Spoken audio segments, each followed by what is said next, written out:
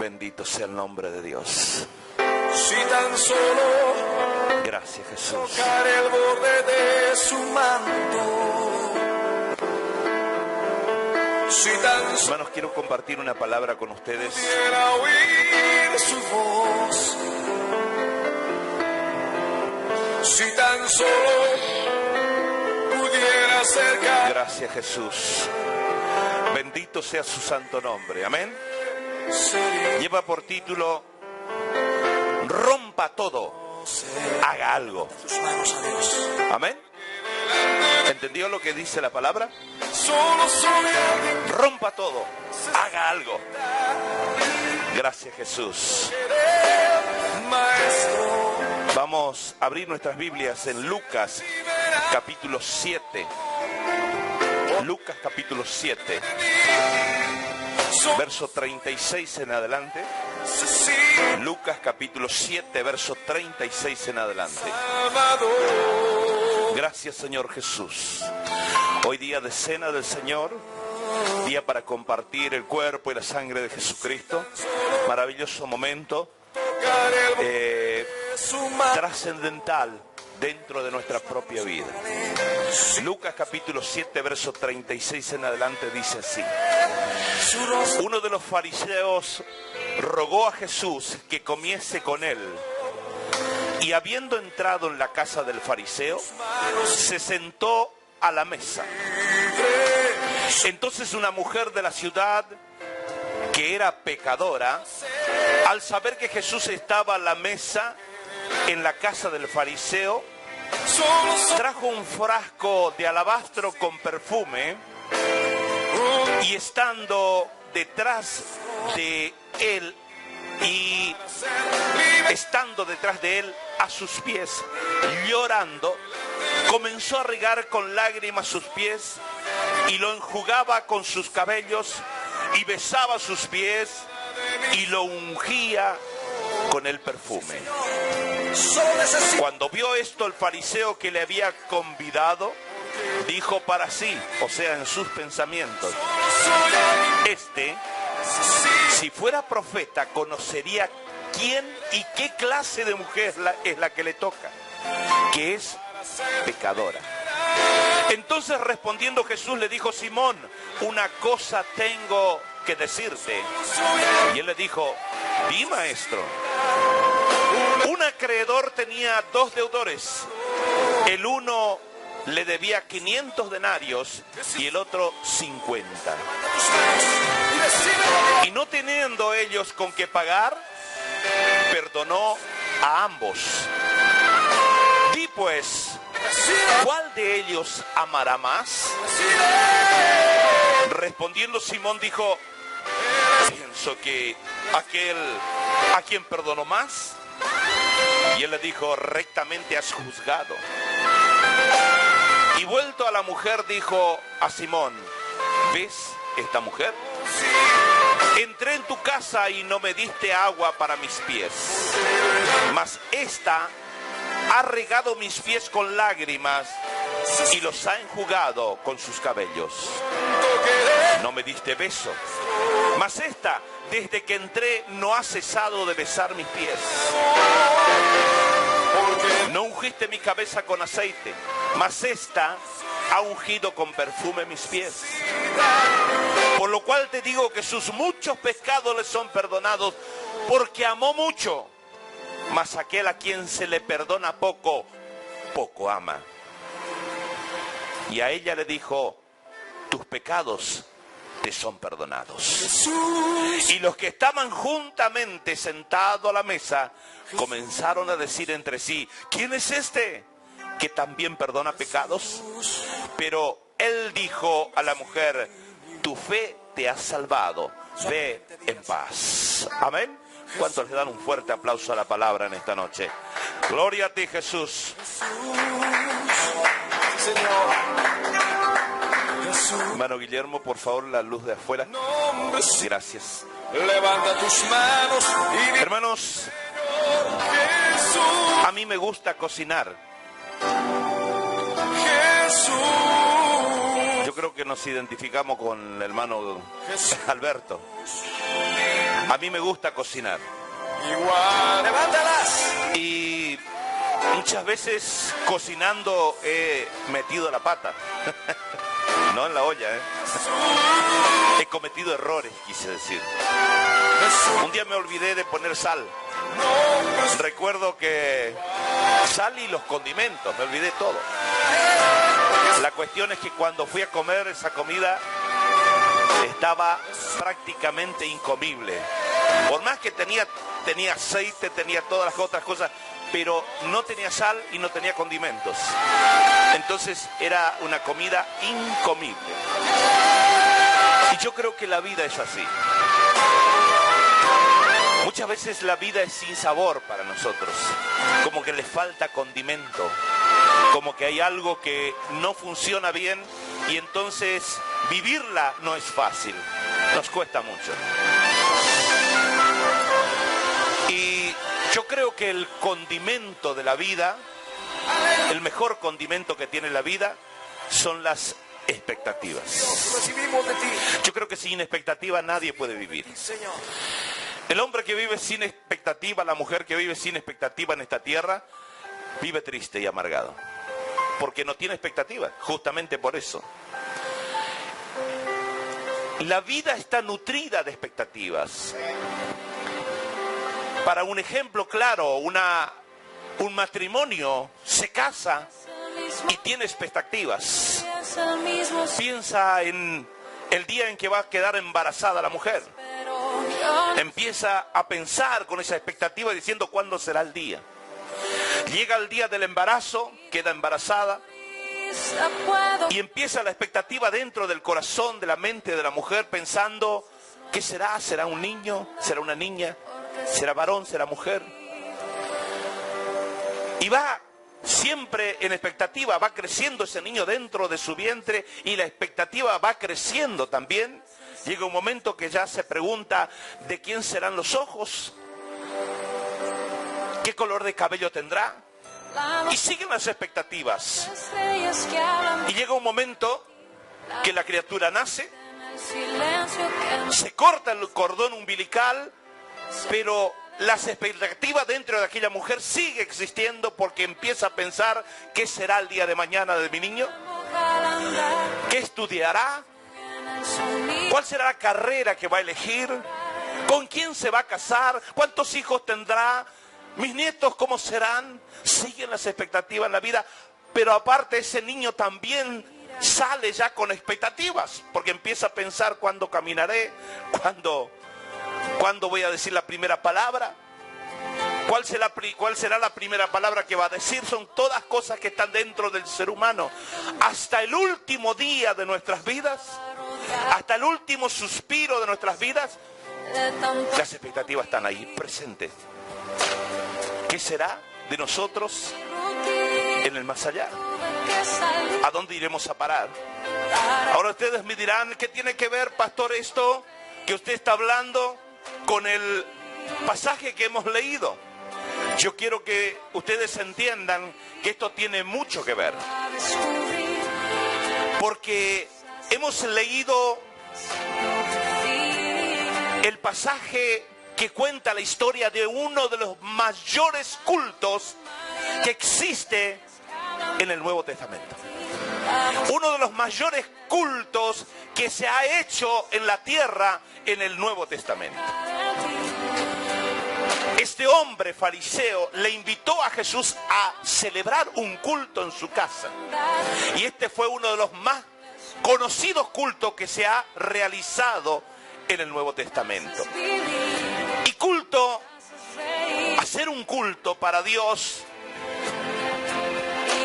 hacer culto es un lugar donde las expectativas se entrelazan.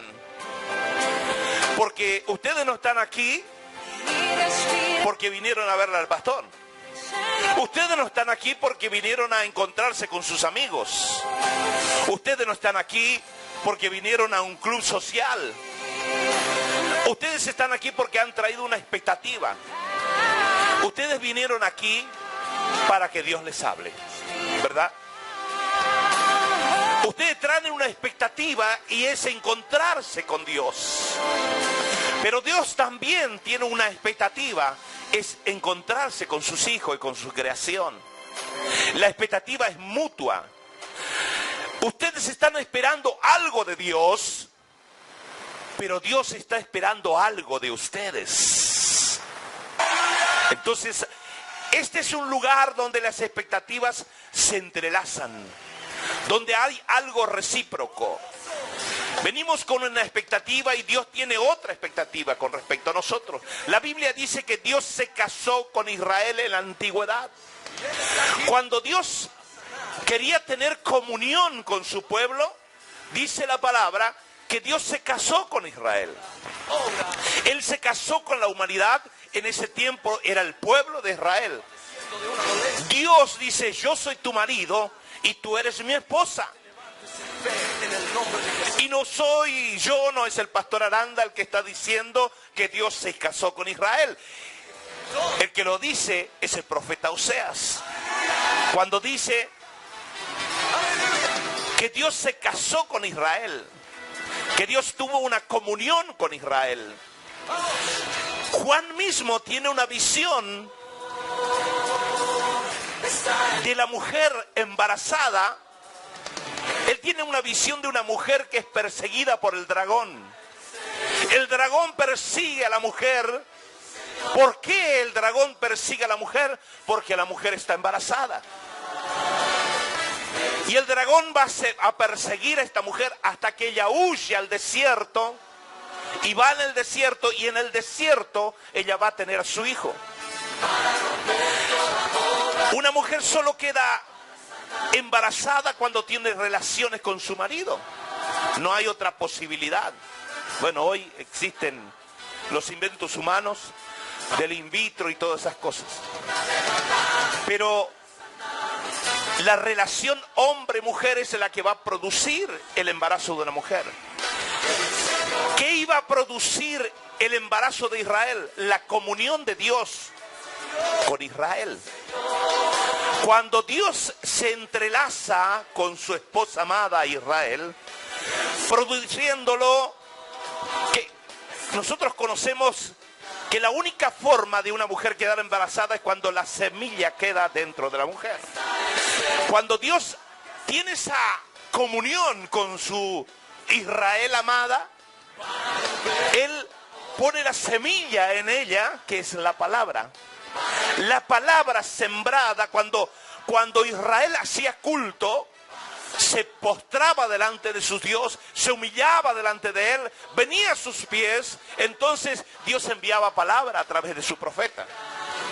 Entonces la mujer, o sea, Israel, queda embarazada, y ahí es cuando el dragón, que simboliza el diablo, Satanás, empieza a perseguir. ¿Por qué lo persigue? Porque ella está embarazada. El culto hacia Dios tiene que ser bueno para los dos. No puede ser bueno solo para nosotros, ni puede ser bueno solo para Dios. Cuando Dios dice que quiere que vengamos a su iglesia y que le hagamos un culto que agrade a Dios, no es solo para que Él reciba bendición, para que Él no bendición, sino no solo para que Él reciba olor fragante, porque si no sería un egoísta. Cuando el culto es bueno para Dios, también es bueno para su iglesia.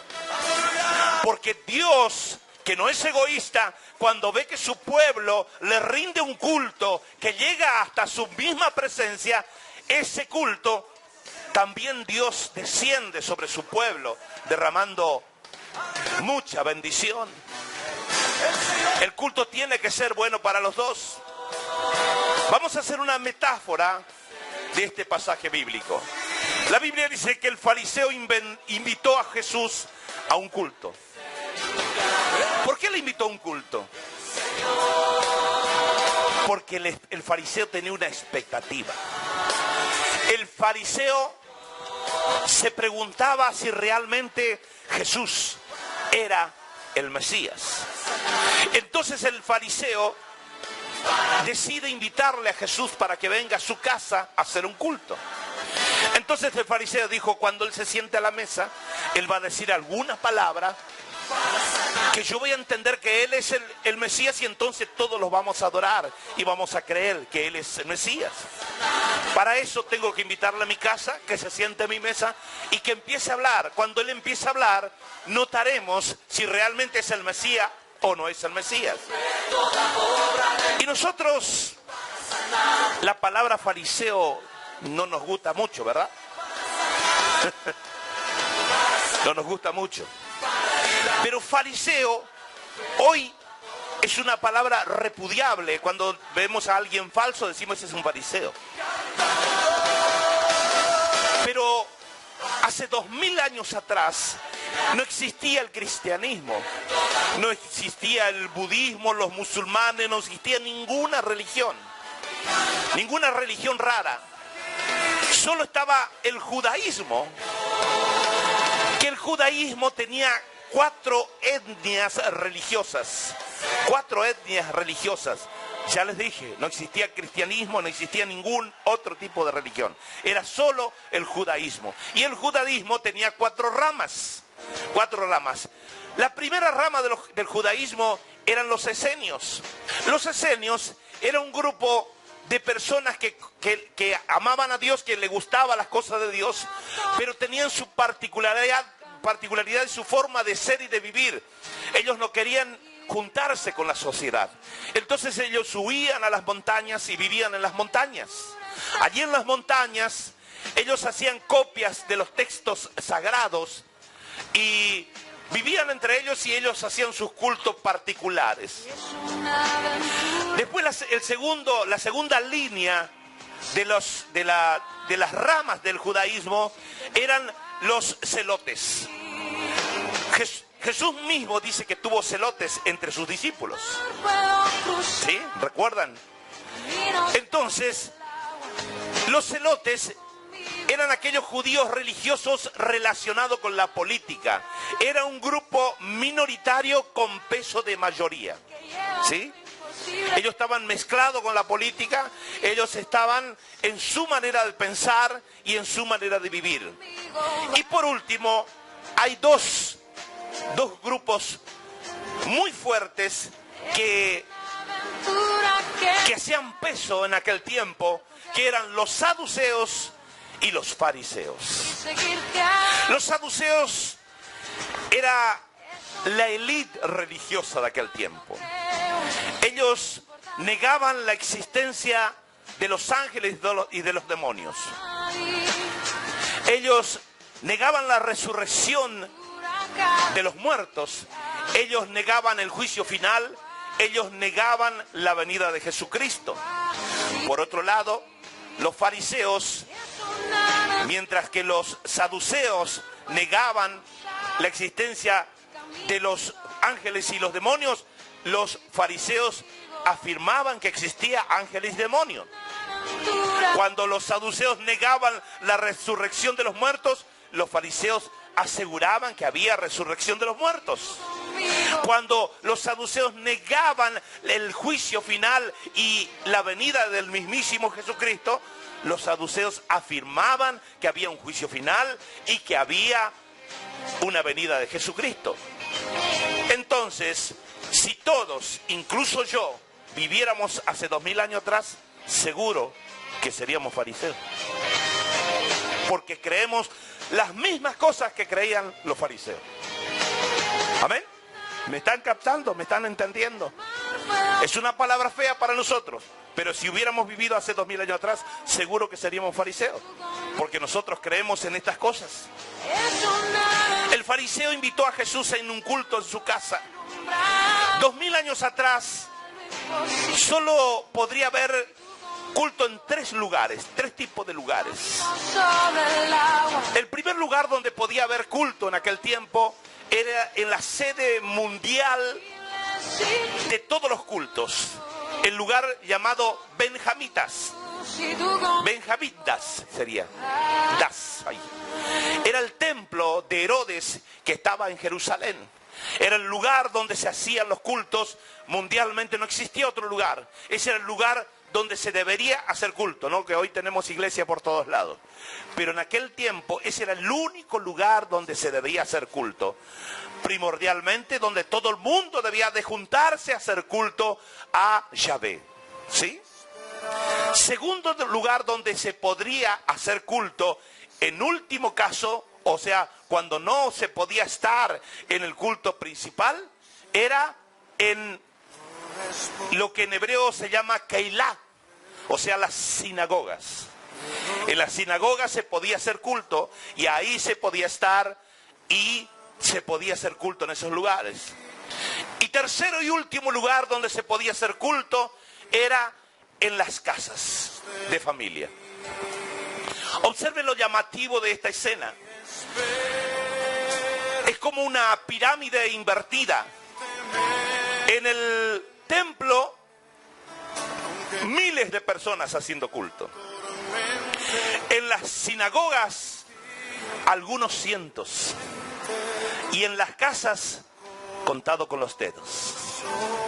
No sé si me está captando lo que quiero llegar a esta noche. En aquel culto había una mesa. En la casa de familia tenía que haber una mesa donde sentarse para hacer el culto. Y lo que quiere que yo termine, diga amén. Ah, nadie quiere que termine. Los cultos en las casas debían de hacerse en la mesa principal de la familia, ¿sí? Y yo quiero que ustedes entiendan una cosa importante, porque esto son revelaciones de parte de Dios, y cuando Dios da revelaciones es para que aprendamos primero el que está hablando y después la iglesia. Yo no nací sabiendo, yo cometí muchos errores en mi vida, y hoy he aprendido muchas cosas y aún aprenderé muchas, y todas las que aprenda será para bendecir mi vida y la de todos ustedes. En toda casa de familia hay dos altares fundamentales. El primer altar que existe en una casa de familia es la mesa. Porque en la mesa nos sentamos a celebrar a Dios, a celebrar la bendición que viene del cielo y que es puesta en nuestra mesa, que son los alimentos. El primer altar que existe en la familia es la mesa donde se come. Cuando uno se sienta en una mesa, uno está compartiendo con alguien en una mesa, uno está diciendo, yo tengo comunión contigo. Entonces, ese es el primer altar. Segundo altar que tenemos en nuestra familia es la cama matrimonial. ¿Me explico? Es la cama matrimonial. ¿Por qué es la cama matrimonial? Porque ahí es donde se hace un pacto de sangre. ¿Sí? Entonces, yo pienso que cuando si usted recibe visita en su casa, mándele a dormir al baño, a la cocina, a cualquier lado menos en su cama matrimonial. Esto lo estoy aprendiendo ahora. No lo sabía. Empecé a aprender ahora cosas así.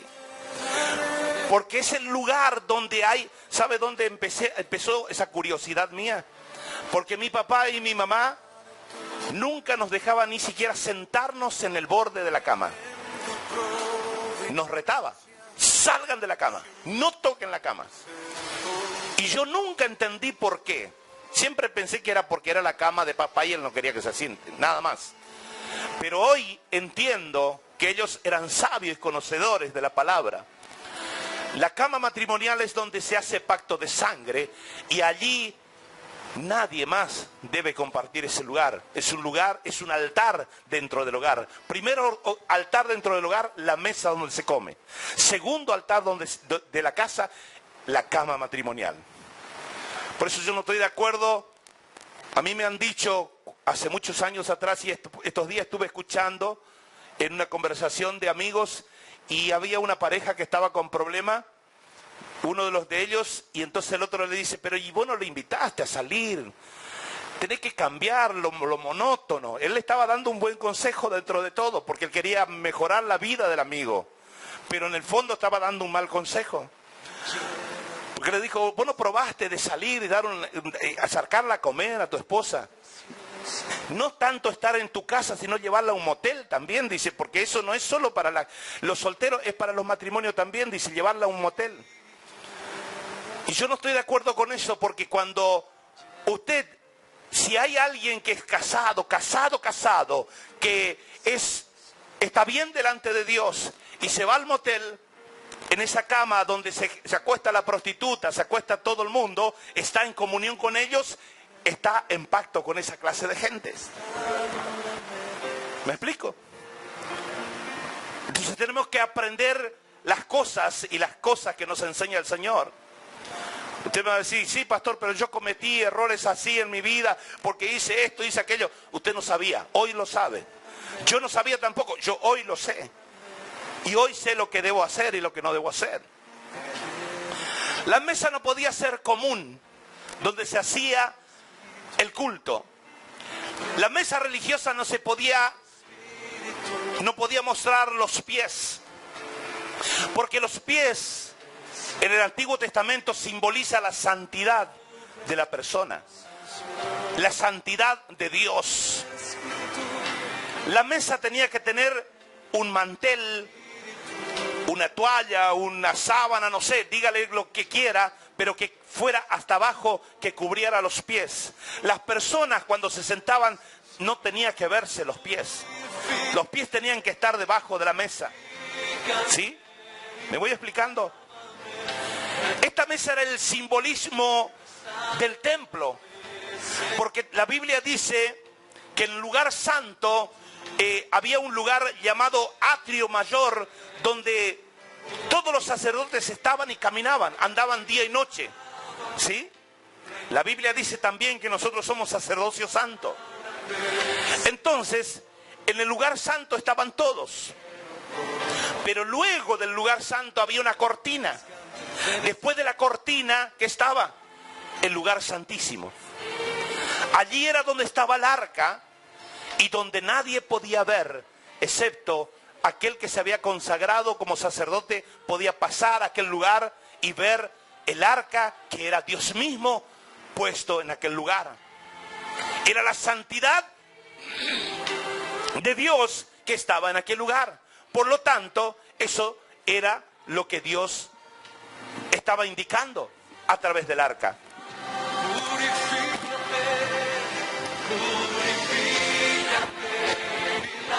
Entonces todos aquellos que se sentaban en la mesa no tenía que verse los pies.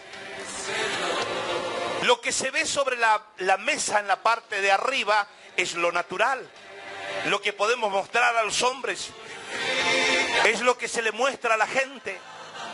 Pero mientras, para que ustedes puedan ver la diferencia, mientras nosotros nos mostramos a los hombres, nos ocultamos de Dios. Cuando queremos hacernos ver por la gente, Dios no nos ve. Pero muy al revés, cuando morimos a este mundo y a las cosas de esta vida, entonces nos empezamos a hacer ver por Dios. Dios nos empieza a ver. Es al revés.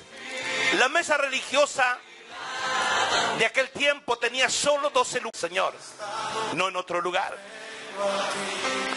Y para impresionar a Jesús necesitamos inclinarnos mucho. La única forma de tocar el corazón de Dios es inclinarnos hasta el suelo. Aquel culto estaban todos, gloria a Dios, aleluya. Cultos donde le ponen un cuadradito a Dios y le dicen, tú de aquí no te mueves, no puedes hablar en lengua aquí, si no tienes corbata no predicas. Todas esas reglas que pone el hombre.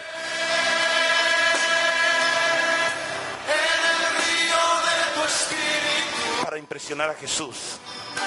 No necesitamos de reglas. Porque de las reglas Él conoce. Porque conocía a los fariseos. Y los fariseos eran estos. Así que aquel culto estaba totalmente frío y amargo. Y allí estaba Jesús. No sé si me está entendiendo. Jesús estaba en aquel culto y se escuchaba todo el ceremonial, toda la etiqueta que tiene que tener un culto, todo lo reglamentario, todo lo ritual estaba en aquel lugar. Y Jesús de boca cerrada. Porque donde no hay alguien que toque el corazón de Jesús, Él no habla. Jesús no habla. Pero de repente se escucha un portazo, ¡plam! Y entra una mujer corriendo. Yo me imagino la escena así, con un frasco en la cabeza así, entrando haciendo un bochinche, un griterío, un sollozo solo, gritando y entrando y postrándose a los pies de Jesús, tirándose a los pies de Jesús aquí. Ella interrumpe todo el ritual que estaban haciendo, ella interrumpió. ¿Sabe por qué? Porque esta mujer tenía una expectativa. Ella tenía un propósito. Ella dijo, yo vengo a este lugar, yo sé que no hay lugar para mí en la mesa, pero mi lugar son los pies de Jesús. Y aquellos que tienen un propósito en el culto, este culto no puede ser distinto al de aquella mujer. Aquellos que vienen con un propósito a este lugar, no se importa si hay lugar en la mesa, porque Él sabe que su lugar es en el suelo. Aquel que tiene un propósito de salir lleno de este lugar, no se importa por el que está al lado, si le mira, si no le mira, si le escucha, si no le escucha, si le ve llorar, si no ve llorar. Él sabe que el lugar de Él es en el suelo. Todos se miraban por la actitud de aquella mujer.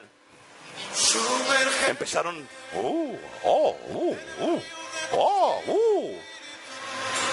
porque entró una mujer que fue a los pies de Jesús. Yo creo que Jesús habrá hecho una sonrisita así de costado. Ahora sí va a haber culto acá. Ahora sí va a haber culto en este lugar. Porque Jesucristo estaba aburrido en aquel lugar. Escúcheme bien lo que le voy a decir.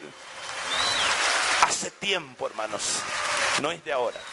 Hace tiempo que el Señor está esperando una actitud atrevida de parte tuya. Hace tiempo que Dios está esperando que toques su corazón. Hace tiempo que Dios quiere ver algo impresionante de parte tuya. Tú que muchas veces no lloraste porque quizás ese llanto podía arruinar tu maquillaje. Porque quizás tu traje se podría ensuciar. Porque quizás dirán, ay, ¿qué dirán de mí? Soy militar. ¿Qué dirán de mí? Soy fulano de tal. ¿Qué dirán de mí? Soy la ama de casa. ¿Qué dirán de mí? Soy la empresaria o la empresaria. Hace mucho que Dios está esperando que hagas algo que no estás acostumbrado a hacer para tocar su corazón. Todo lo puedes. Quizás no estés queriendo nada, pero si quieres alguna cosa, rompe tus límites. Si quieres algo del Señor, rompe tus límites. Yo no sé qué estás esperando ni pidiendo en este tiempo, pero si estás pidiendo algo por alguien, por algún familiar, o algo para tu vida, Dios te dice, rompe tus límites, rompe toda atadura, rompe todo y haz algo. Dice el Señor en esta noche, haz algo. Basta de ser un cristiano ordinario. A Jesús le gusta alguien extraordinario, algo que toque su corazón, algo que lo conmueva, como la mujer que entró en ese culto. Aquel que quiere relacionarse con Dios Es alguien impresionante, que no le importa un pepino al que está de al lado, que no viene pensando en los demás, sino en su propia vida y comunión con Dios. Es alguien que tiene mucha facilidad, ¿sabe de qué? De inclinarse. Ese es el que toca a Dios. Ese es el que toca el corazón de Dios. Fariseo de verdad no se inclina, no se dobla ante nadie, y menos si alguien le está mirando. Ese es el fariseo de verdad. Él ve a los demás recibir las victorias, pero él no se inclina, él no se dobla. ¿Quién está con música por ahí?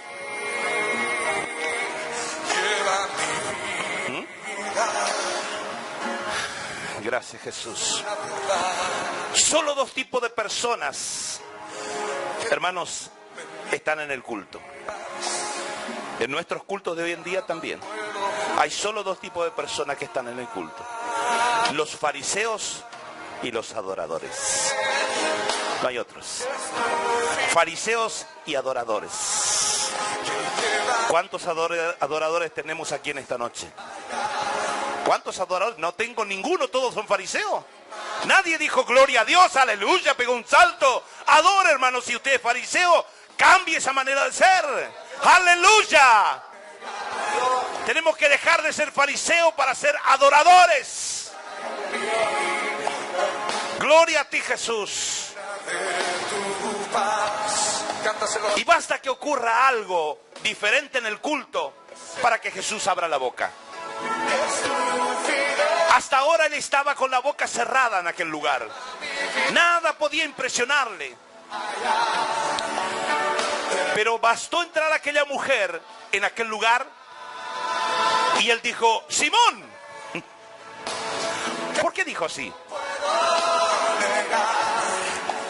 Simón. Cuando dice Simón, Simón le dice, sí, habla, maestro. Le dice: tengo que referirte una historia. Había un hombre, había un acreedor que tenía dos deudores. Uno le debía 500 y el otro 50. Pero como ninguno de los dos tenía para pagar su deuda, él le perdonó a ambos. Dime una cosa, Simón. ¿Qué dices tú? ¿Quién amará más? Y Simón dice: a mí, a papá mono con banana verde. Yo le voy a ganar a este. Acá le dejo en vergüenza. Y dice Simón: sí, que simple, Señor, simple, muy fácil. La respuesta la tengo en la punta de la lengua. Le dice: es lógico, Señor. El que fue perdonado más, ese ama más. Entonces Jesús le dice: Simón, bien has juzgado. ¿Por qué le dijo así? Porque en la primera él había juzgado mal. Cuando ella entró, él leyó sus pensamientos y vio que estaba juzgando mal. Entonces cuando él hace una buena apreciación de la situación, él dice: bien has juzgado, hiciste bien. Porque los seres humanos, hermanos, somos los únicos que tenemos un tribunal en nuestra mente. Somos los únicos que juzgamos, condenamos y absolvemos. Automáticamente pasa alguien, lo juzgamos, lo condenamos y lo absolvemos si queremos. Porque en nuestra mente hay un juzgado. Los seres humanos. Cuando él pensó, Jesús abrió la boca y le dice: Simón. Abrió la boca por primera vez Jesús en el culto. Porque en culto monótono, en culto amargo, en culto donde nadie toca el corazón del Señor, Jesús no abre la boca. Pero como entró aquella mujer con un frasco de perfume para ungir sus pies y llorar en su presencia, eso tocó su corazón y él abrió su boca por primera vez. Aleluya. Simón, una cosa tengo que decirte. Y le da todo este parámetro. Y Simón juzga de esta manera. Y es aquí que yo quiero decirle algo, hermanos. Toda vez que el Espíritu Santo le cuente una historia, ponga la barba de remojo. Y si no tiene barba, ponga el pelo. Algo ponga en remojo. Porque al final de la historia que te cuente el Espíritu Santo, el Señor te va a hacer una pregunta. Y cuidado con la pregunta, con la respuesta que vas a dar. Cuidado con la respuesta que vas a dar. Porque cada que Él te hace una historia, el Señor te hace una historia, el Espíritu Santo te cuenta una historia, está contando una historia de tu propia vida. Y en el final de cada historia, Dios te va a hacer una pregunta. Y tenga mucho cuidado cuando va a hacer esa respuesta. Con lo que va a contestar, tenga mucho cuidado. Porque la respuesta que va a salir de tu boca se va a convertir en una sentencia para tu vida. Él le pregunta, ¿quién de ellos va a amar más? Se me hace la piel de gallina, hermanos. Se me hace la piel de gallina porque un día Dios le llamó al profeta Natán y le dijo, ve a la casa de David y cuéntale una historia. Y Natán va a la casa de David y le dice, había un rey que tenía 100 ovejas y había uno que tenía una sola. Y el rey se comió la unita sola que tenía y no comió de la suya. ¿Qué crees tú que debe hacerse con este rey? Me acordé también cuando el rey Asuero llamó a Amán y le dijo, Amán, quiero contarte una historia. ¿Qué es lo que el rey tiene que hacer con el hombre a quien él quiere honrar? Con su sangre me alivia. Y cuando Su poder aparece la sentencia, tenemos que tener mucho cuidado, porque Dios te hace una pregunta y según lo que tu boca diga, será juzgado. Fíjese bien lo que Jesús está hablando. Un acreedor tenía 2 deudores. ¿Quién es el acreedor? Dios. ¿Quién es el que debía mucho? La mujer. ¿Quién es el que debía solo 50? El fariseo.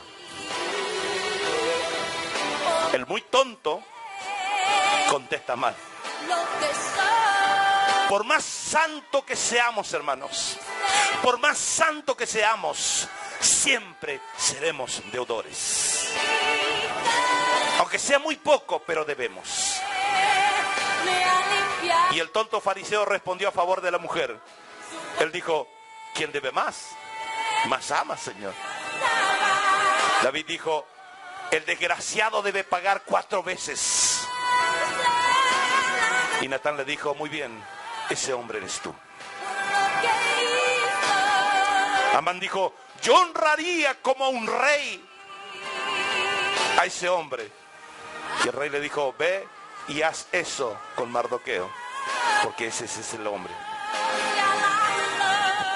Y Jesús le dice, juzgate bien.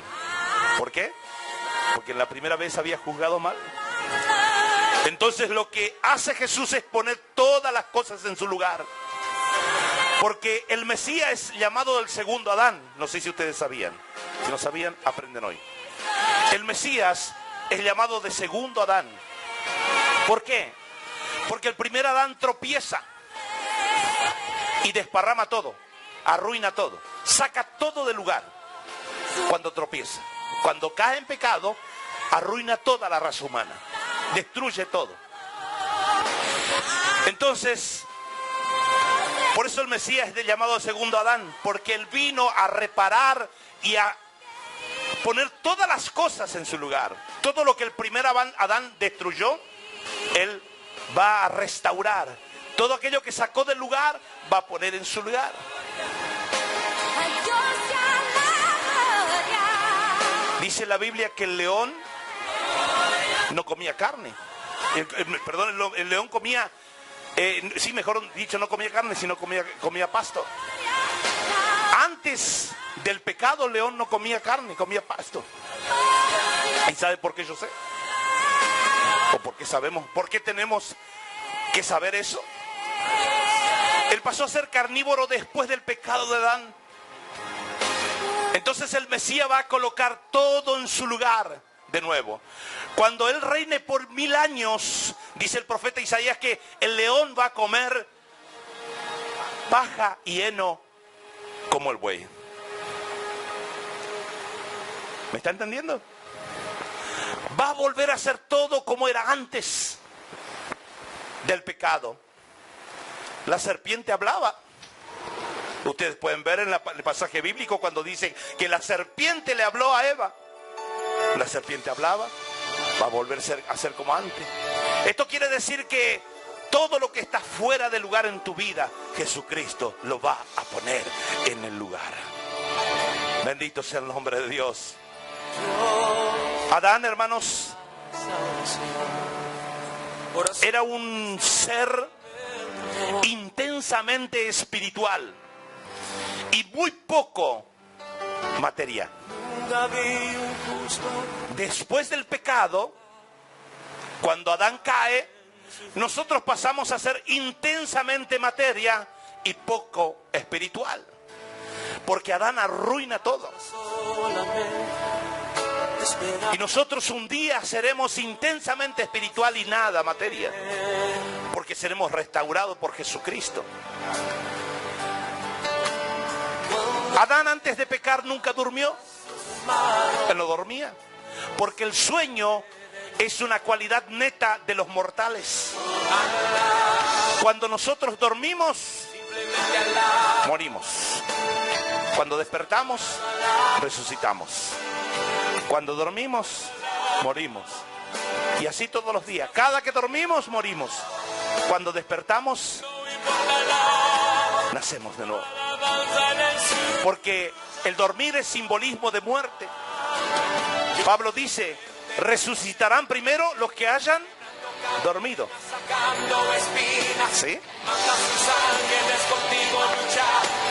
Entonces, Adán estaba en el Edén y empezó a mirar la jirafa y empezó a mirar los leones y de repente dice, Señor, pero yo no puedo hacer culto acá. Yo estoy solo, ¿cómo voy a hacer culto, Señor? Necesito a alguien para hacer culto. Mira la cara de la jirafa esa. Mira la cara del mono. ¿Cómo voy a hacer culto con esto? Yo necesito a alguien. Entonces Dios dice, bueno, yo te voy a hacer alguien mejor que tú. Voy a repetir porque a veces las mujeres dicen aleluya por lo menos. Entonces cuando Adán dice quiero una compañera, un compañero, Dios dice bueno, está bien, voy a ser alguien mejor que tú.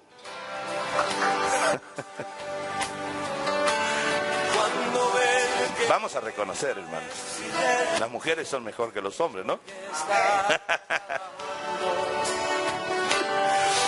Fíjese que hombre en hebreo es ish. Tiene solo 2 letras. Y mujer en hebreo es isha. Tiene una letra más, simbolizando que la mujer tiene un sentido más que los hombres.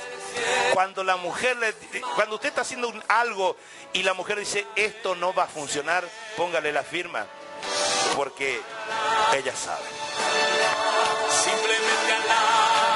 Entonces Dios le dice a Adán, para que tengas una relación tienes que morir. No hay otra forma de que yo te saque a alguien para ti si tú no mueres. Tienes que morir. Y es cuando Dios hace con que Adán muera, duerme. Él duerme, entonces Dios saca una costilla y hace a la mujer. Después del nacimiento de Eva, Adán quería culto todos los días. De mañana, de tarde, de noche. De mañana, de tarde, de noche quería culto. Tenía relación, tenía alguien con quien estar. Entonces, Yo viendo a Jesucristo siendo crucificado en la cruz del Calvario, siendo el segundo Adán, le pregunté a Dios, ¿por qué tenía que morir? Era algo que tenía en mi corazón y mis pensamientos. Decía, ¿cómo puede ser esto? ¿Por qué tenía que morir si el que murió fue Adán? Porque necesitaba sacar una mujer de su cuerpo para que tenga una relación y que pueda haber vida. Pero Jesús, ¿qué necesidad tenía de morir? Y el Señor me habla al corazón diciendo que tenía que ser así. El Señor tenía o necesitaba de esta muerte para engendrar una novia para relacionarse. Cuando una mujer va a tener un bebé, ¿qué sale? Primero agua y luego sangre. Cuando Jesucristo muere en la cruz del Calvario, como si fuera Adán, se durmió. ¿Sí? Ahí viene un soldado, le clava una espada en el costado y ¿qué sale? Agua y sangre.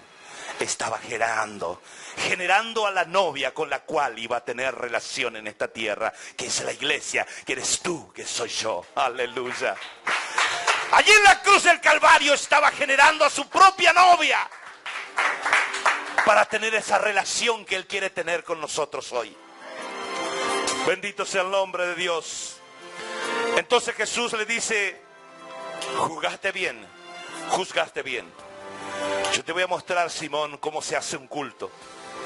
Todo culto tiene que tener 3 expresiones. Y son 3 reclamos que Jesús le hace a Simón. Le dice, entré en tu casa y no me diste agua para lavar ni mis manos ni mis pies. Porque agua, hermanos, ¿por qué Jesús le pide agua? Porque si hay pan y vino en una mesa, en la tradición judía había que lavarse las manos sí o sí, aunque estuvieran limpias. Y eso es otra cosa que me recuerda a mi padre. En nuestra mesa nunca nadie se sentaba sin lavarse la mano. Yo no sé, tenía un olfato, papá podía estar agachado así y yo llegaba y me sentaba y me decía, anda, lávate la mano, Uri. Una razón para amar. Pero tengo limpia, papá. Sí, me decía, podés tocar una caca de perro que está seca y no te deja nada en la mano, pero está sucia, me decía. Esa era la expresión típica de mi papá. Tengo ganas. Y los judíos eran así. Por más que estuvieran limpias las manos, tenían que lavarse, porque había pan y vino, simbolismo sagrado de parte de Dios, donde había que lavarse las manos. Ya encontré mi dulce amor, Jesús es toda mi. Hay 2 tipos de agua en el mundo, hermanos. El agua muerta y el agua viva. El agua muerta es la que sale en el peñasco, en la piedra, en la vertiente, en el pozo, en la canilla. Esa es agua muerta, no tiene vida. Pero hay una agua viva que sale de adentro del corazón. Cuando una persona derrama lágrimas por los ojos, que son la ventana del alma, esa agua es agua viva, es agua que habla, es agua que habla al corazón de Dios. No hay mejor intérprete de las lágrimas que Dios mismo. Él es el único intérprete que conoce el idioma de las lágrimas. Dios. Aquel que le dio a mi vida una razón para amar. Sigue diciendo, es más, no ungiste mi cabeza con aceite, y esta mujer no cesa de ungir mis pies con perfume. Y no fue con aceite de oliva crudo, sino que porque la tradición judía decía que cuando llegaba el invitado había que ungirle con un aceite machacado, puro, espeso. Había que mojar los dedos, mojarle la frente, mojarle el dedo gordo de la mano derecha, mojarle el dedo gordo del pie derecho. Eso simbolizaba que la persona que entraba a tu casa estaba ungida. Esa era la tradición judía. Entonces Jesús le dice, no ungiste mi cabeza. Y esta mujer no cesa de ungirme, no con aceite de oliva crudo, sino con perfume. Ella no cesa de ungirme con bálsamo, que es 7 veces más caro que el aceite de oliva crudo. Aleluya. Y Jesús comienza a comparar el culto del fariseo con el culto de la mujer. Él le dice otra cosa. Entré aquí y no me diste un beso. ¿Por qué? ¿Porque sí nomás? ¿Porque la costumbre judía? No. Porque Pablo le dice a los efesios que existe 5 ministerios. Y ustedes conocen los 5 ministerios, ¿verdad? ¿Conocen o no conocen? Apóstol, profeta, maestro de la palabra, pastor y evangelista. 5 ministerios. Desde el día en que te conocí. Pero están fundamentados, estos son los 5 ministerios, están fundamentados en 3 ministerios que son los principales y fundamentales. Estos 3 ministerios son sacerdote, profeta y rey. Los 5 ministerios fundamentados en 3 fundamentales. Son los 3 ministerios que tenía el Mesías. Y en este tiempo se usaban 3 tipos de besos. Se daban 3 tipos de besos. Uno de los besos que se acostumbraban en aquel tiempo era llegar a una reunión, a una congregación y besarse en la mejilla. Se besaban en la mejilla, que esto simbolizaba que yo decía, le besaba a la persona y le decía: yo soy igual que tú, tengo la misma autoridad espiritual que tú, yo soy sacerdote igual que tú. Eso era lo que simbolizaba el beso en la mejilla. El segundo tipo de beso era un beso que ya no se daba en la mejilla, sino que había que inclinarse. ¿Por qué? Porque había que dar en la mano, la parte de arriba de la mano. Se tomaba la mano de la persona y se le daba un beso en la parte de arriba. Cuando una persona hacía eso, estaba diciendo: yo estoy bajo tu autoridad. Ese beso se le daba al profeta. Pero había otro beso, tercer beso que se daba, que se acostumbraba a dar, que era un beso que no se daba en la mejilla, no se daba en la mano, sino que se daba en los pies. Y para dar ese beso en los pies, había que inclinarse. Y ese beso solo se daba a alguien a quien se le consideraba rey. Cuando Jesús le dice al fariseo: no me diste beso, no le está diciendo, no me diste beso, mejor dicho, le está diciendo: no me diste beso ni siquiera como sacerdote, no me diste beso como profeta, y tampoco me diste beso como rey. Esta mujer, desde que llegó, se postró a mis pies y está reconociendo que yo soy rey. Dijo: aleluya, bendito sea el nombre de Dios. Ella reconoció que era el rey que estaba allí. Te estoy contando una parábola y te voy a explicar mejor. Lo que ocurrió fue que Jesús abandonó aquel culto mediocre que estaba viviendo. Se agachó. La mesa estaba con el mantel. Se agachó. Abajo de la mesa levantó la cortina donde estaba aquella mujer. Como paloma con tu gracia, hoy desciende. Él se inclinó allí y le dijo: mujer, no te vas a ir como viniste. Por cuanto tú has traído una expectativa. Tú viniste con un deseo en tu corazón. No te vas a ir con las manos vacías.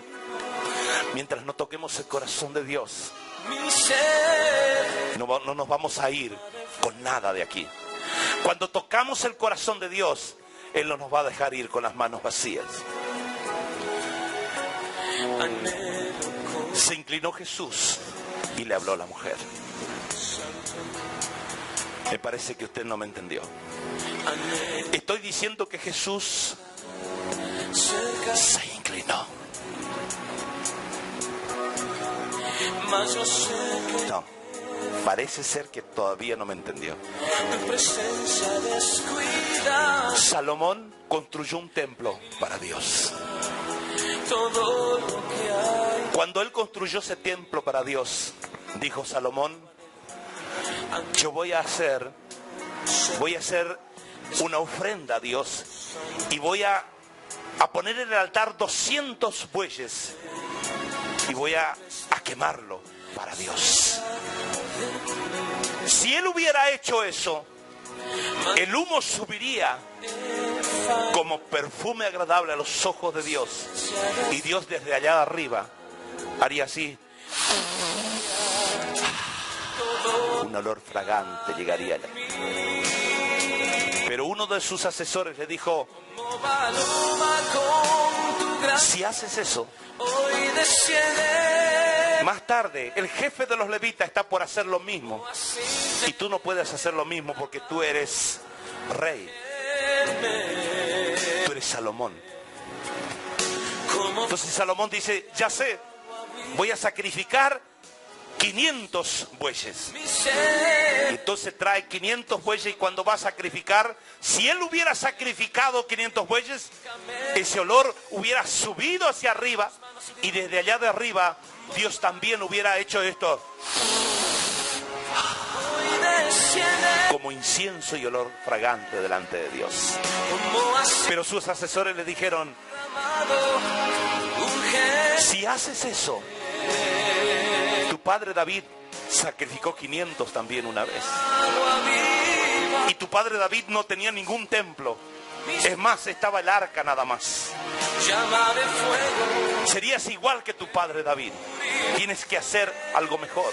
Entonces Salomón le dice, ¿y qué debo hacer? Tienes que hacer algo que nunca nadie hizo. Sacrifica 1000, le dijo. Y ahí fue cuando Salomón sacrificó 1000 bueyes, la presencia de Dios. Y cuando ese olor fragante subió hacia arriba, Dios descendió y vino a la tierra ese día. Aleluya. Cuando hace algo que nadie hizo, Dios no se queda en su trono esperando el olor fragante. Él desciende hasta ti, hasta donde tú estás. Aleluya. 1000 bueyes tocaron el corazón de Dios. Era algo distinto y diferente. El Señor tiene un gran desafío en esta noche, hermanos. ¿Cuál es el desafío de Dios en esta noche? Transformar fariseos en adoradores. Yo siento, hermanos, que en los cultos veo muchos fariseos. Anoche estuvimos en el culto y pudimos ver, hay 2 personas que atienden la palabra con todo denuedo, con toda alegría, y 15 están atentos al celular, al que pasa en la calle, al ruidito que hace abajo. Todo lo distrae porque no tiene pasión por Jesucristo. Y esos corazones no tocan a Dios. Esos corazones no llegan como los vagantes. Cuando tú tienes la capacidad de hacer algo distinto para tocar el corazón de Dios, entonces Él no espera tu fragancia de arriba. Él desciende a tocar tu vida. Bendito sea el nombre de Dios. Tengo una pregunta para hacerte en esta noche. ¿Cómo quieres salir de esta reunión? ¿De la misma manera en que entraste? ¿O de manera distinta? Póngase de pie. ¿O de manera distinta? Comienza a impresionar a Dios. Cierre sus ojos y comience a hablar con el Señor. Comience a mostrarle que tú no eres aquella persona común que vino al culto por una casualidad. Empieza a hablar con el corazón de Jesucristo. Que no te importe el que está de tu lado. Que si tus lágrimas caen, esas lágrimas puedan tocar el corazón de Dios. Jesús quiere hacer algo en tu vida, pero quiere ver que tú hagas algo distinto.